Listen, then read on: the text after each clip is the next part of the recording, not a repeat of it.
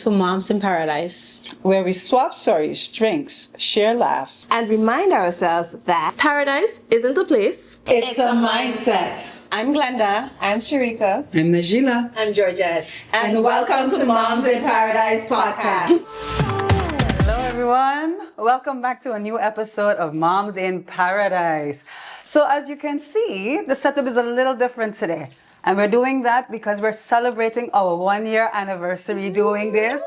Our first episode came out last year on a Mother's Day, so we're doing this one, and we decided that we're going to do it a little different.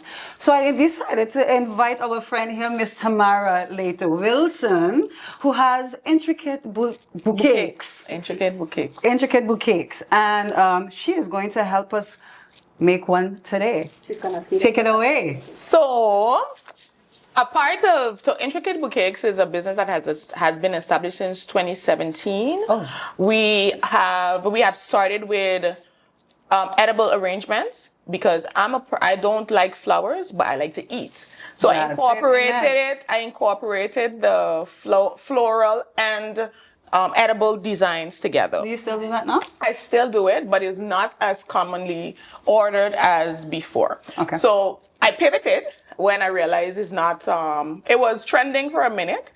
And then after, of course, Martin moved on. Mm-hmm. So I decided to do something else. I did regular cakes and so on and so forth, which I still do. And then the idea came to mind after going through Instagram, going through Facebook, trying to figure out what can I do to, do something else. Do something else that St. Martin doesn't have. Yes.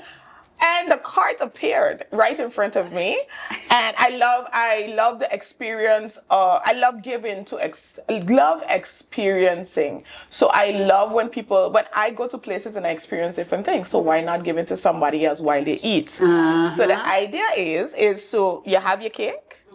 You have your ingredients, you top it off however you want it. You have your cake however you want at a function that has multiple persons that have different ways of wanting their own cake. Yeah. Right. Yes. So you don't necessarily have to have, we at a wedding, or we only having chocolate cake and that's what it is. No, you can decide whatever flavors you want, whatever toppings you want, however you want.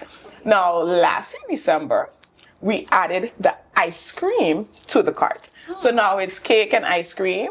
And then we also have the cookie fries that we have.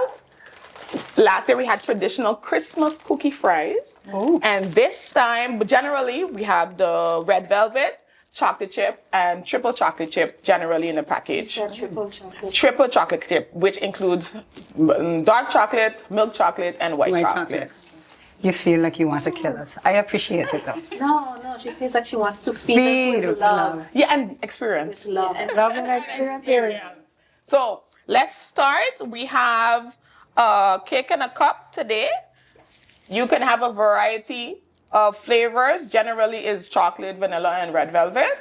And then you layer it however you want. Mm-hmm. And again, you have your toppings galore. Okay. Ooh, so you can decide whatever toppings you would like to have. This is yours. This is mine.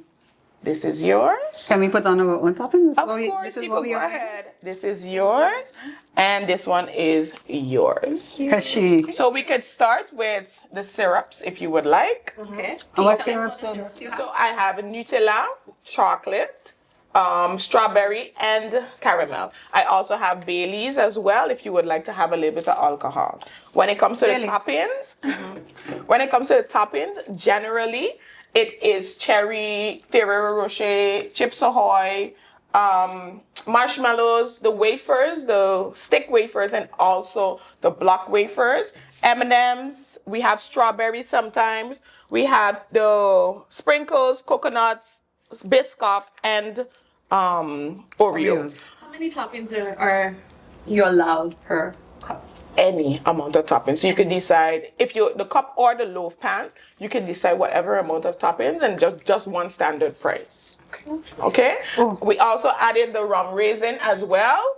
Homemade rum raisin. Bought raisins and homemade mixture. Do I just open it and then scoop it up? Yes, you can. Yes, you can. Okay.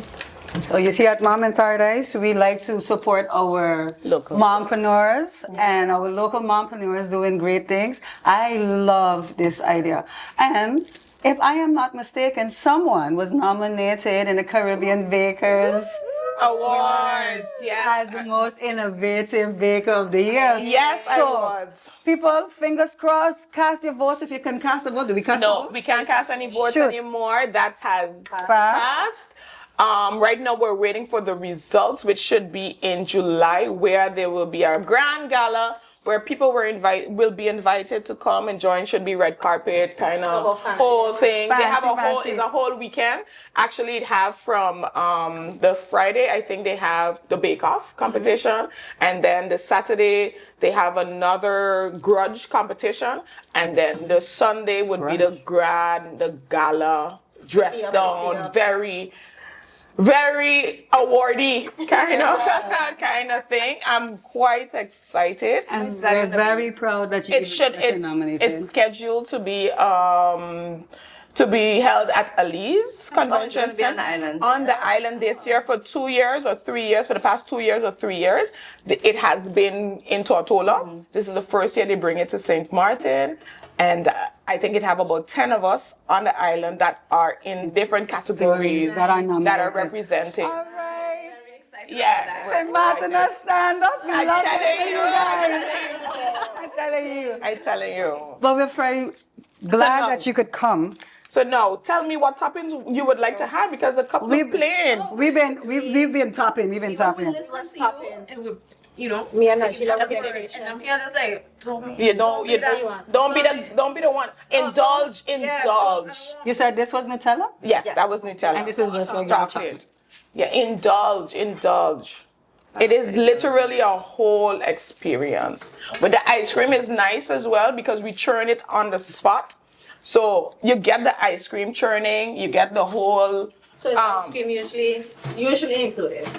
Well, ice cream is a part of the package. So if you see me, usually I have the ice cream as well. Okay. Once there is not electricity issues, but usually we always have the ice cream on lock. And I've heard that ice cream is not too sweet, which pairs great with a cake. Yeah. Another thing is that we have something called the Joe. My friend who also joins me, Jonini, when she see me, you see her. Generally, when it comes to the cart, she created the cookie fries with the ice cream. So usually what people would do is buy the ice cream, buy the cookie fries and dip it inside. I saw it my goodness. I have heard, and I'm not tooting my own horn, that it is spectacular. Nice. Ladies, Cheers. cheers. Cheers to 1 year. Cheers to 1 year. Cheers to 1 year. All right, we did our cheers. We'll see you right back for our next segment. See you soon. See you soon.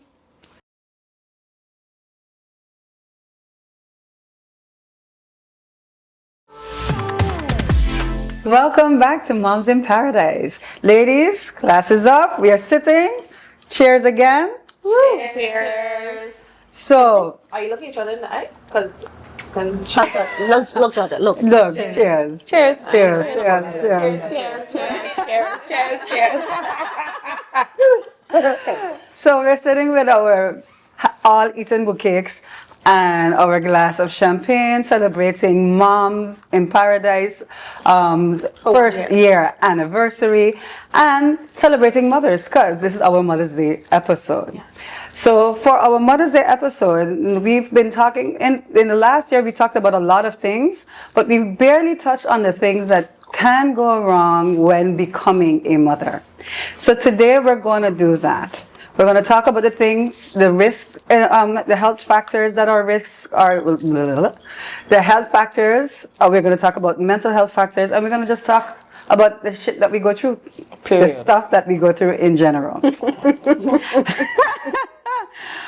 I'm going to introduce our guests. We have you saw Tamara in our earlier segment, and now we have Miss Crystal Jones.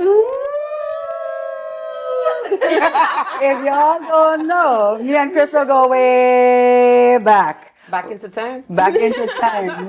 We went to primary school together. Oh, wow. Yes. So we've known each other for a very long time. what I didn't know until I came back was how awesome Crystal is in poetry writing. And Yes. like the first time I saw it, she was talking. I think the first poem that she talked about had something to do with sex, and I was like, "Yep." Yeah. Yeah. I was like, Yeah. Introduction to Crystal 101. Yeah. I know, right? It was quite surprising. It was quite surprising because She told you Crystal, all the things, when we were in school, though not quiet, didn't seem like the type. So Oh, you she was very Crystal in primary. You know Crystal in high school. Yeah, And we know there's a Krishna in high difference. school. There's a difference. Yeah. There's a difference. In high school, she's a comedian. Well, Thank you. comedian. I Yeah, appreciate that. Yeah, she was funny. Yeah, she was always cool. Thank you. I appreciate that. That makes me feel great. All right, ladies, back to the topic at hand. So I decided to do a little bit of research. I usually don't, but today I did, about what could happen to mothers, expecting mothers during pregnancy, what can happen to them after pregnant, and what can happen after pregnancy, physically and mentally. So let's just touch on some things that can happen during pregnancy. You have some light factors like physical complications like nausea. Did anybody have nausea during the pregnancy? It was horrible. No. I think I had nausea maybe for 2 weeks and then I was good. No. I had the nausea that you stay feeling sick During, and that was right. an indication that you had to eat. Then yes. No, I So- didn't have that. I had it like you were feeling horrible, like oh my god, I can't even think about food right now, and that was your body telling you that you needed Needed food, yeah. It was very annoying until I figured it out Oh, wow. Yeah. because it took me a while to figure out I that's think- why I was feeling sick. That second born didn't want me to eat. No, mine was different. Mine was different. Mine was actually I kind of found out I was pregnant like way before the test even happened. Yeah, a lady in double decker actually was like, "Oh, you're glowing." I'm like, "Miss, I'm fat." She was like, and then like that was like a couple like that was the day of my birthday because I got pregnant around that time, and then like 2 days later after that I was like, I was like, this is weird. I was going to sleep at 8 o'clock at night. I just sleep late. So that was even stranger for me. I was like, why am I so tired? And then The I took tiredness I a have. test like the 17th and I saw the line. I was like, nah, never. I was like, Yeah. it's like, you sure? You sure? So I take like 3 more tests after that just to make sure. Just to confirm. And then I think what really solidified it was I could have smelled fish from By the way. way beyond. I was like, what the heck is that? Why can I smell fish? Like, fish was like my kryptonite, my whole pregnancy. The smell of fish used to make me sick. Yeah, it was horrible. No, For me, the last one, when it comes to food, my last child, I couldn't do anything with meat. So I couldn't cook it, I couldn't clean it, it was disgusting. Meat, chicken, whatever, it was ugh. And come to look that now that she's out, she's a vegetarian. Oh, wow. That makes sense. makes She sense. doesn't eat any meat. Girl, I didn't like anybody food. Everybody food had smelled nasty. I used to have to leave during like lunch break and all I could eat was like ham and cheese sandwiches. Wow. Yeah, for like a long period of time. And then when I finally got the opportunity to eat, I was diagnosed with gestational diabetes, and I was like, Because that happens too. Because that happens too. and I was like, no. Why? And then when I finally was like, okay, all I could eat at the end was pure peanut butter sandwiches. Oh. I was like, come on. So I think that's what happened to me. Like at the ending, like when I got him out and everything, I turned to Foodie. my food, and that's a whole spiral in itself. Yeah. We'll touch on that. Yeah. So other things that can happen during pregnancy, you mentioned some extreme fatigue. These are common factors. Anemia, low iron. Still suffering now. I had I still the suffer anemia before and I still have anemia afterwards. So for me that was just a norm. High blood pressure disorders, preeclampsia. Preeclampsia. Yep. You had gestational diabetes, It was- swelling. I had lots of edema. Oh, no. Literally from my thick thighs down, my legs were the same size. Wow. But I also suffer with heart issues. Okay. So that was the reason why my edema was so Yeah. bad. But I had edema. You had to wear And compression socks? I didn't do a thing. I was flitting and floating. I was fine. I didn't know what saying. I felt great. I think during my pregnancies was the time that I felt the best. Yeah. But my pregnancy was not great for my heart. Oh, I can imagine. Yeah, it's the last. Because my heart grew in size. Therefore, I already had a hole in my heart, and that also grew in size. Okay. Oh. Yeah. So while I love my kid, she didn't make my heart bigger, literally. Bleedings and miscarriages, placental problems like placental previa and placental abruption. What's placental previa? Oh, that's a good question. Oh. I think it's a. I did look it up, but I don't remember now. Anybody have Isn't a that quick? like where the placenta covers, like, I don't know, because the joke about it is, I think my doctor thought I had that, but I had a fibroid and I didn't even know. I have that too. But mine was on the outside. We found that out during the C-section. Oh, you had a So they C-section. took it out one time? No, it's still there. But mine came from pregnancy. I didn't have fibroids before it. Oh. Yeah, but you see, fibroids could grow different places as well because it grows internally, and that's the one that really does like stop dropping your uterus and those type of things. But mine is on the outside lining, so when they cut and like they pull him out, he saw it, and at that time it was like 10 because he was like, "What's this thing that was covering?" And he thought it was the umbilical cord and the sac and everything, and it wasn't. It was the Fibroids. So I went through it, girls. Yes. You went through it. Yeah. To Be a mom. To be a mom. Yeah. To specify.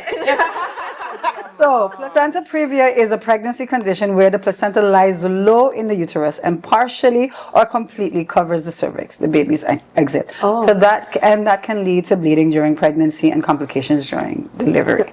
So if you block the exit, Yeah, how the baby will come out. and then by your cervix, anything that presses against your cervix can cause bleeding. Yeah, definitely. So We just go through things. we go through some stuff, and of course there are mental challenges that goes with that. We have to also add one thing to that. We have to also be mindful of endometriosis. Because when And you that have- happened during pregnancy? that happens before pregnancy, before. but it plays a role in pregnancy too because it could cause ectopic pregnancies. Oh, yeah. About what's endometriosis first and then afterwards. Okay, well, I have endometriosis. I've had it for quite some time now, and luckily I had pretty good doctors that found it out. The first way it was diagnosed was completely insane, but that was not here nor there. They gave me I actually suffered menopause for like 6 months because they stopped it to see if the pain would have gone, and I was like, yeah, this sucks. Like, I don't look forward to that part of my life. And I experienced it for like 6 months, like the cold, the heat flashes, all of that is real. So that's how they diagnosed it. It wasn't the right way. They should have do a laparoscopic procedure, but yeah, it is what it is. Luckily, I had went to a symposium or something. Dr. Friday had one, and that's how I learned about the infertility and all of those things. Because I remember, like in my family, women get pregnant really early, like 21, 22. And I had a miscarriage at 21. It was very early on in the pregnancy, so it wasn't. But like after that, I had just accept my fate that I can't make kids. And I was like, cool to be the auntie. Yeah. I was like, okay, like this it is what it is. Because everybody at this time had children, and then they're like, and when I did get pregnant, I was very petrified because of the endometriosis, because of the ectopic pregnancy, because that what happens with it is that the baby could get stuck in the fallopian tube, and that is very And then they creepy. would have to remove the tubes. Yep. and all of that. So we monitored me for like a good month, like a month or two, to make sure that he was where he was supposed to be. And then after we realized everything was good, the heart was good, that's when I started to actually tell my family and stuff like that. And I was like, okay, it's real, people. Okay. Definitely here to stay. So we understood what No, endometriosis is. endometriosis is basically scar tissue. So Yeah, so it's like the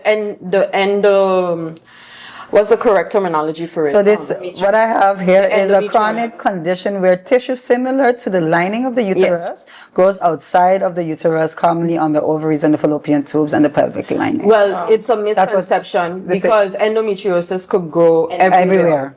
You could have endometriosis on your stomach, your back, So your it's supposed everywhere. to be one place, but it And decided it to be moves everywhere. and it can grows move. and it's chronic and you're always in pain. pain. It's there was a point in time where I was constantly pain for years. Girls, I've been through it. Are you still in pain? It has gotten better with pregnancy. Some people have that option. I was fortunate that I was one of those people, but I do have painful, extremely painful periods and those type of things. So if you ever want to jump back on endometriosis one time, you could do that. I advocate for it because It's not well talked known. about. It's not talked No, about. it's not talked about. No, I don't think a lot of people know that it's a thing. Actually, March is endometriosis month, and I always post stuff on Facebook and on March, and like yellow is the ribbon. for it. Okay. So we'll think about that for We have something to do for next next one. match. Next match. Nice. All right. So coming back to, coming back from there. Other things that can go wrong during pregnancy, the emotional and mental challenges, because that is also something that we need to touch base on. Women go through mood swings, anxiety about the baby, depression, stress, Man. especially pregnancy risk and unplanned ones, body struggle, and sleep disturbances. Sleep disturbances have always been an issue. It was much worse for me when I got pregnant. I couldn't sleep. I maybe slept like 3 to 4 hours a night. And that was horrible. So for me, in the beginning, I was sleeping a lot, and then on the second and third trimester, mainly the third trimester, of all 3 of my pregnancies, I have. So either I dream vividly, or I don't sleep. So either one of the two, and it's very short-lived. Yeah, because then to a friend of mine, it's still not.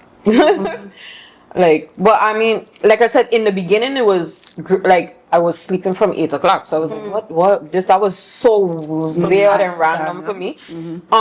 So in the beginning months, I got great sleep, but also remember, this was during COVID. Yeah.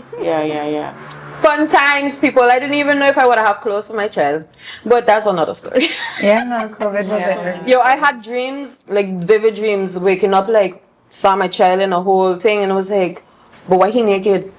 Like, you forget we in COVID. I'm like, what are you talking about? Freaking out.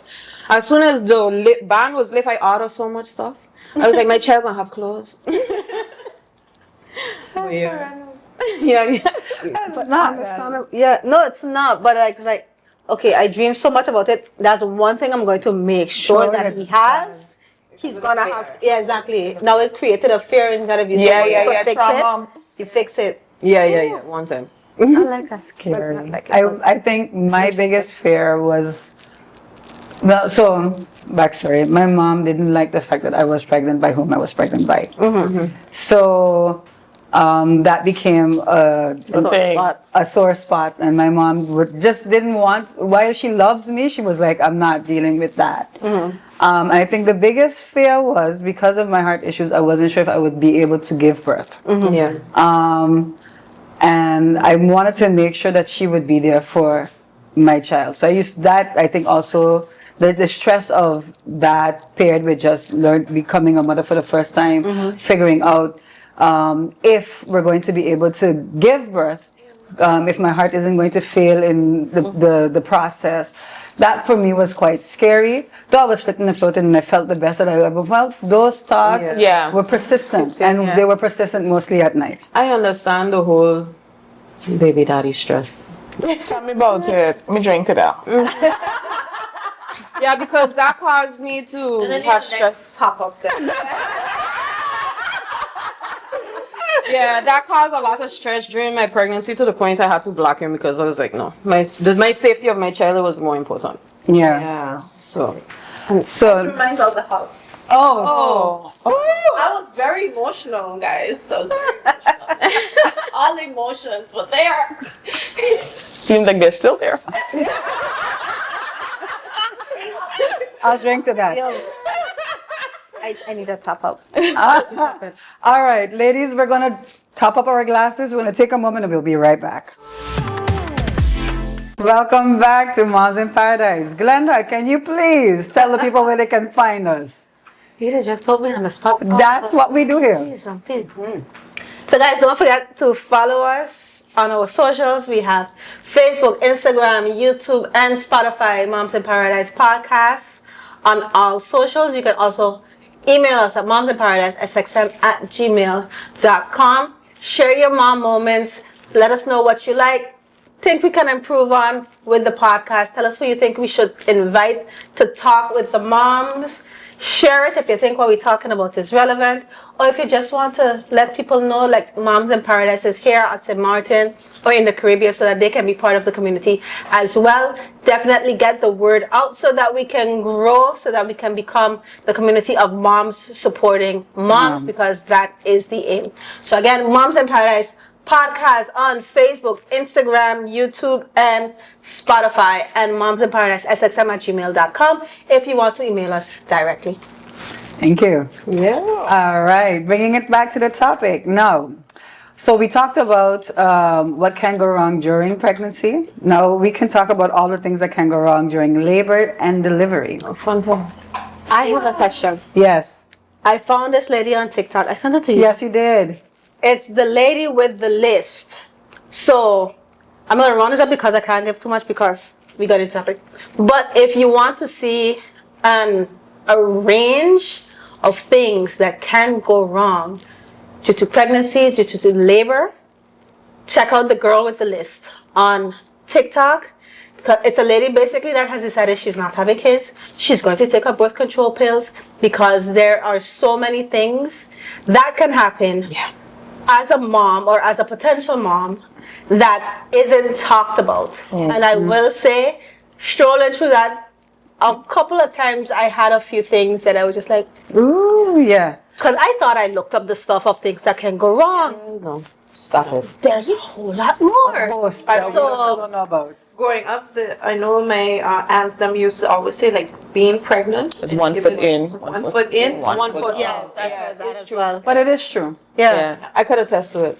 So definitely check out the girl with the list because Honestly, I wish there was like an actual handbook, but even if there was, you can never be prepared. yes, no, And every pregnancy is different. Everything is different. So Every person is different. every person is different. Every emotional distress is different, and it depends what your body is storing during that period of time.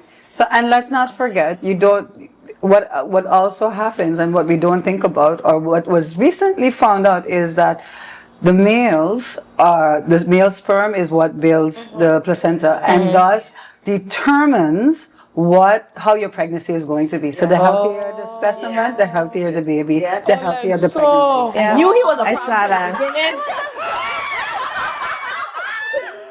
That was like this is a I saw that. So this is not still being You can imagine so much. The existence of human beings has been so much millions of years ago, and we're still finding out things about like pregnancy. about women in general. Women have never been the subject of studies. Oh, that's studies. true. That's true. That's true. So now that women are being the subject of studies is now you're that we're finding figuring out. Which is crazy, And I say now, I mean the last, 50 years? Right. Which is And crazy how they because used to study us is... you're the one that's going through the things, but you can't be involved in the study, whether give your advice medically, whether tell you about what I'm because going you through. because we're in a Well, patriarchal right. society. You That's just- another thing. There's a person that doesn't experience anything that you're going through is telling you what your body does and how much pain you can take Oh my and what's the gosh. best way to go through this thing that you have to go through that can kill Literally. you. You are going to. That can kill you. You're saying a Let's whole not lot. start Let's about the not medical. start that Let's conversation. start about the medical situation, because then we're going like digress into St. Martin, and then It's going to be a problems. whole Because my story alone might be problems.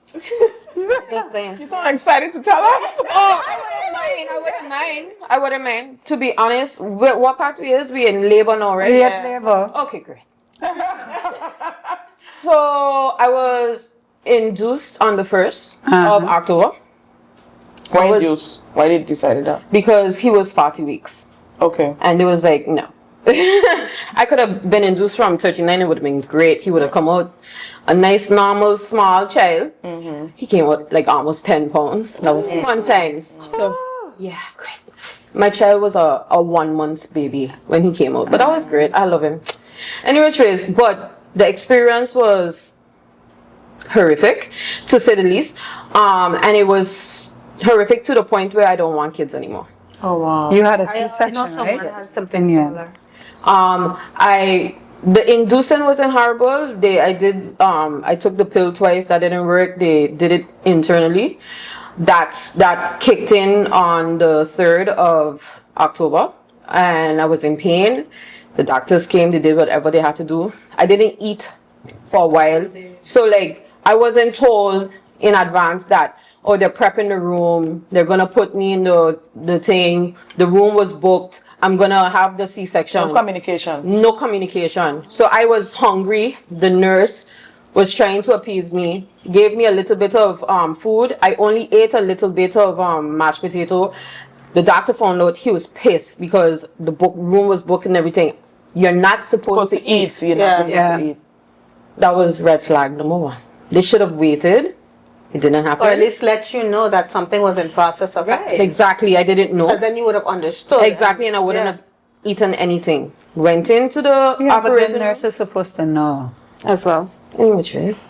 Went into the operating room. I was in the middle of a contraction. Had to get an epidural. That was fun, to say the least. Luckily, my niece was there the entire time. Got the C-section. Was in and out of consciousness, vomiting on the hernia. To one point, they took him out. They put him over there. I checked. I was like, he have 10 finger centers. He good. He all right. They was like, he's big. That's how I found out I had a fibroid. They took a picture. Everything. It was crazy. I was legitimately in and out of consciousness. And then I remember my niece saying, oh, she doesn't look good. Like, she's pale. No nurses around me. Jeez. When they said that, someone finally came, I guess, gave me adrenaline, and that's how I came back.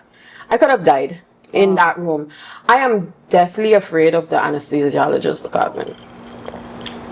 Not necessarily the hospital, not necessarily the doctors, but the fact that the aftercare is not what it should be. not what it should be, because someone's supposed to be monitoring you. Somebody's supposed to be monitoring you at all times, and this have nothing to do with me jabbing the hospital or anything like that. I just talking about my experience. Yeah. You understand what I mean? So because of those things, I am deathly afraid to have another kid. I don't want to go through it. I'm not saying that it would be the same, or you know what I mean, But it created a legit. But it created a complete fear. Yeah. A very traumatic. and I have anxiety, so that doesn't make it any That's better. better. Yeah, okay. Yeah.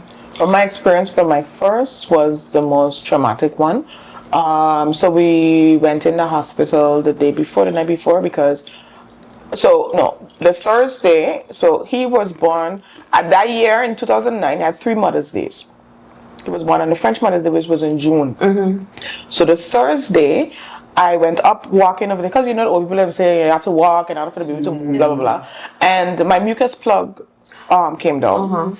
So I went, they checked it, everything was good, fine, they sent me home.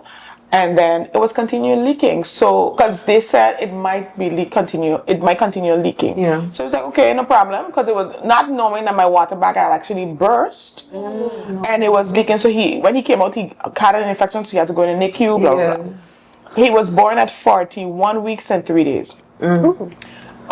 So when I went in, because I went to pee and I saw the blood. I said, Mommy, the blood means something is happening. He was like, okay, let me go to the hospital, whatever. We went, they checked me in, they checked everything. I wasn't moving, of course. I having contraction, I ain't feeling nothing. I don't know what was going on with my body. I wasn't feeling no pain, nothing. I wasn't feeling nothing. They did the epidural. And then they was like, okay, a contraction is coming out, so push. I'm pushing, nothing. The doctor told me, however you get him in is how you gotta get him out. So they had me in a back shot position. They had me in all kinds of the positions that I suspected to have used to get him in, I would have to get him out. They had me on a ball, rocking everything. Oh, wow. They had the thongs, the big thing, trying to take him out. It was.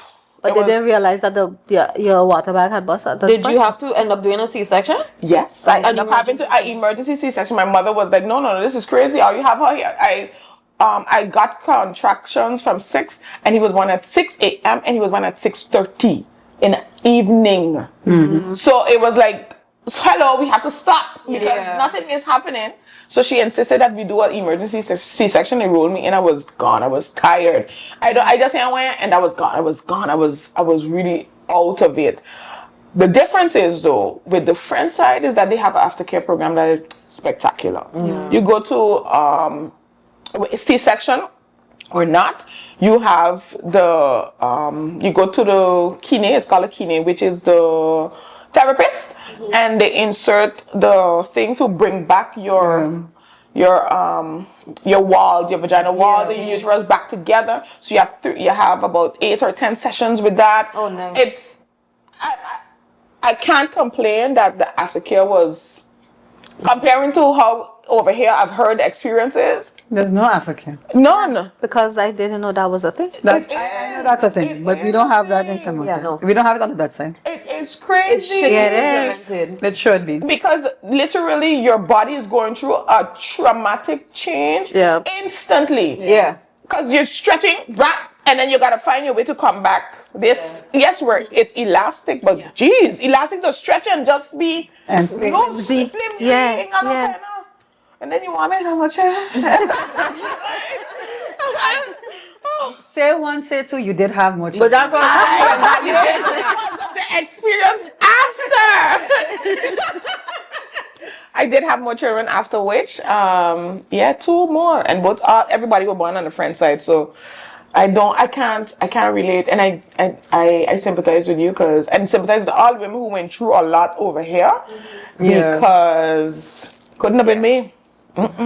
I can't complain. Mine was pretty decent. You had a C-section too? No. My daughter was born naturally. My son was a C-section, but he wasn't here, so I didn't get the experience of that here. But for my daughter, it went pretty decent. I didn't have any complaints. The nurses were attentive.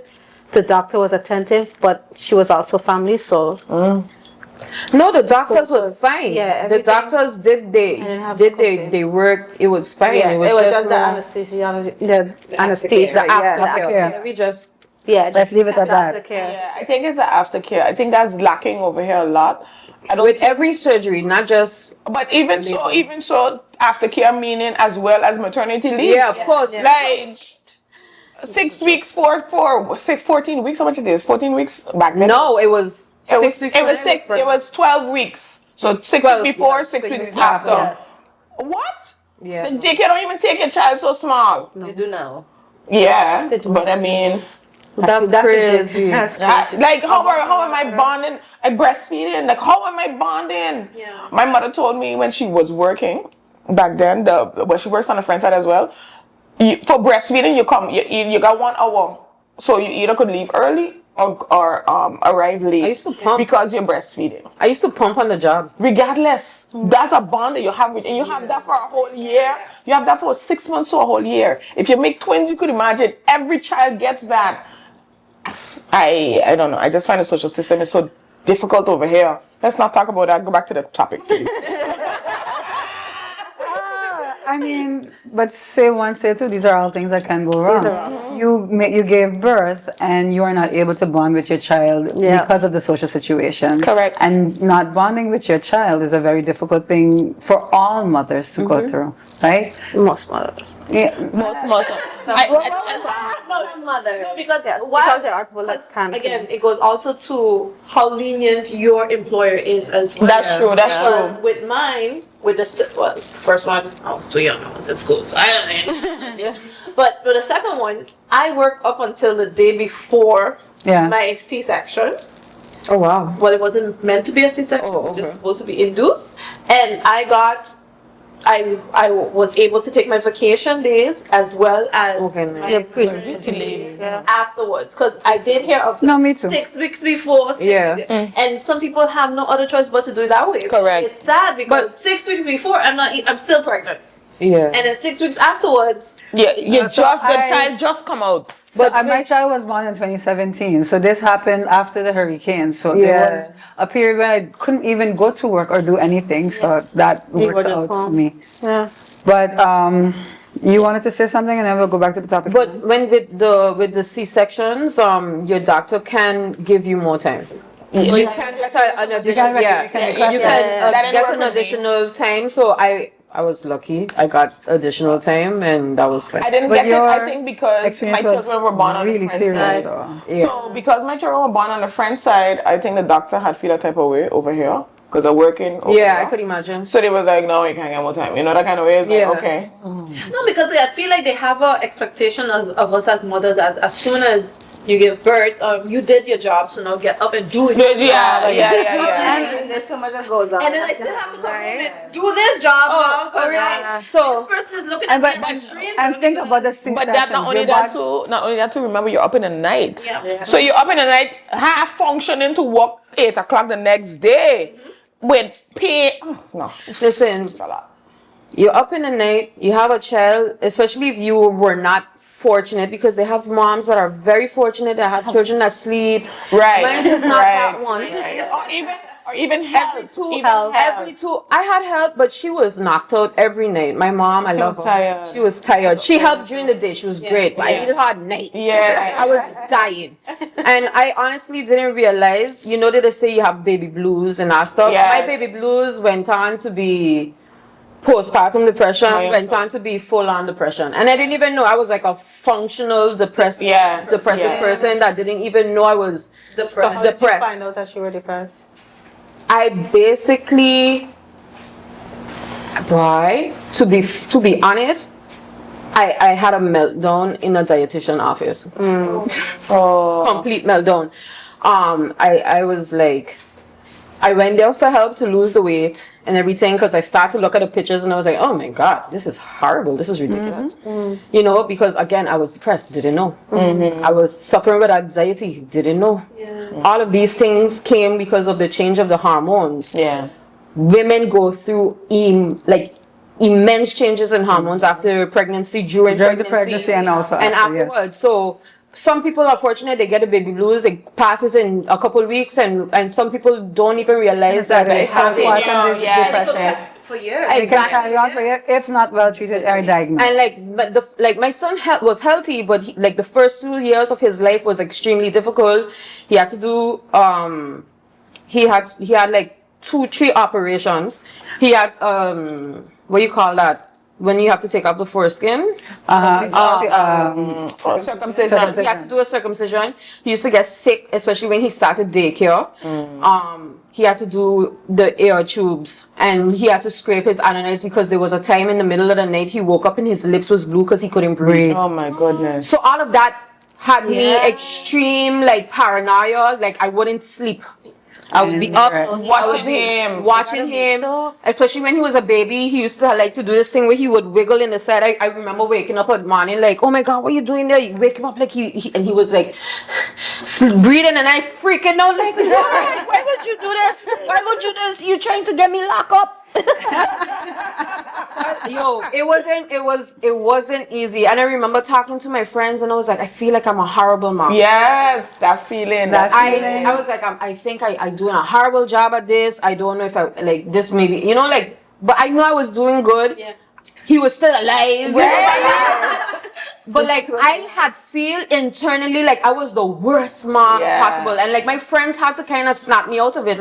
No, you're doing good. We just all go through this. I was like, yeah, for real. I was like, jeez. And you're doing it with the help of your mother, but the nights are basically the nights were the rough. And the nights when you don't get sleep and you are not able to, because don't forget, sleep really the lack of sleep really deteriorates your mental health, and you're already going through it. Yes. You're already going through it, and you're going through the postpartum depression. Then all the negative thoughts stick. Yeah. You cannot work them out. So you're going through it. You're going through the depression, and you're not getting sleep to be able to work it out. Because in the night you kind of work out all those things, and you find the rest to be able to do it the next day. And if you don't have that, then that's very difficult. So I am happy that you figured it out. I'm happy that you got me treated, And because still depression alive. is real, and he's still alive, and he's doing well, and he's thriving. Yes. As we all are. So again, let me just name some of the things that can go wrong after pregnancy: postpartum bleeding, breast issues, mastitis for the breastfeeding mothers, hormonal crashes, Yep.